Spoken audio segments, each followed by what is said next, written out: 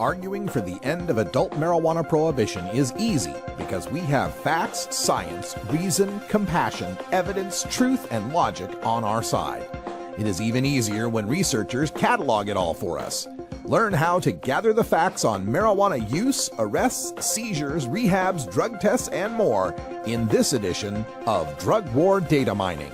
Welcome back, everyone. 22 and a half after the hour. And as you know, I have taken on a new hat. I am now the executive director of Portland NORML, the Portland, Oregon chapter of the National Organization for the Reform of Marijuana Laws. Been speaking to some reporters and putting out some infographics on our Portland NORML Facebook page. And I just wanted to share some of this information with you, some very interesting data points to be gathered taking a look at the state of Oregon. It's important to understand that Oregon is a very divided state. We're pretty much the I-5 corridor, which is where you find all our major cities, Portland, Salem, Eugene, Roseburg, Medford, all from north to south. And then a great eastern expanse that might as well belong to Idaho. It's very similar to Idaho politically, religiously, conservative folks, farmers, ranchers, and so forth. And that's where all the no votes for marijuana legalization came in. So we're pretty evenly divided on the Cascade Mountains. And a lot of what you'll see here in these maps we're about to display will kind of make that clear. So with Portland NORML, I thought the first thing that might be interesting to know is how much did Portland support marijuana legalization? Statewide, marijuana legalization passed in Oregon with about 56% of the vote, the greatest support in a statewide marijuana legalization initiative thus far. But when you take it to the Portland metro area, which is mostly Multnomah County and the downtown core, you'll find a much greater support within Portland itself. In central Portland, right there, that big 90% you see there, it's actually 89.9%. I rounded up on that. But there is your support in Portland, Oregon for marijuana legalization. And the central downtown core, if you can kind of see the faint words Portland there with the 84% below it, that's the downtown. That's where all the skyscrapers are. That's your main downtown area. And radiating out in roughly a circle from that is support for marijuana legalization above 80%. Amazing that most of the downtown, most of the commercial areas of Portland, Oregon, support for marijuana legalization ranges from 80 to 90%. As we get to the most of the residential areas, both on the left side of the map, which is to the west of the Willamette River, more into the hills and the more conservative suburby areas, we still see support for legalization in the 70% range. On the eastern side of town, in the 70% range. Now, there's a major freeway that bisects it, and you'll see that's Interstate 205.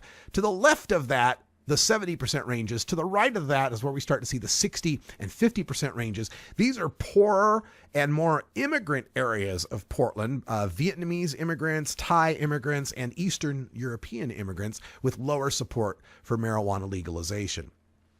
Having this sort of information is important as we move forward and start to lobby and talk to our legislators and the public about this.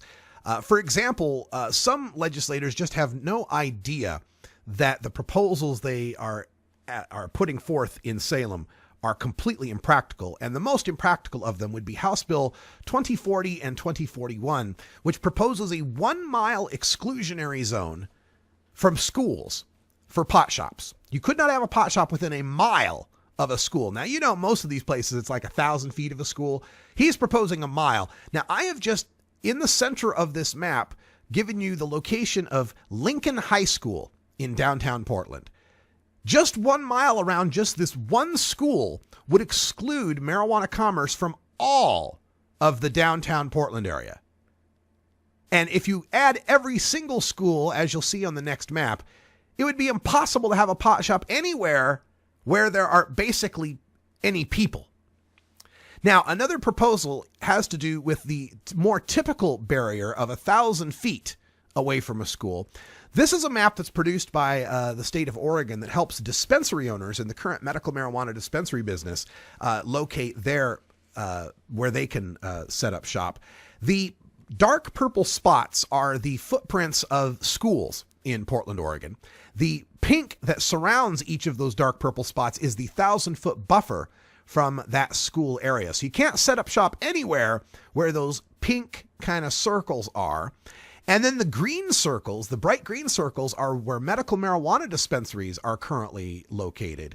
And if those remain medical only, they all have to be 1,000 feet away from each other. And it's likely that pot shops would have to be 1,000 feet away from them.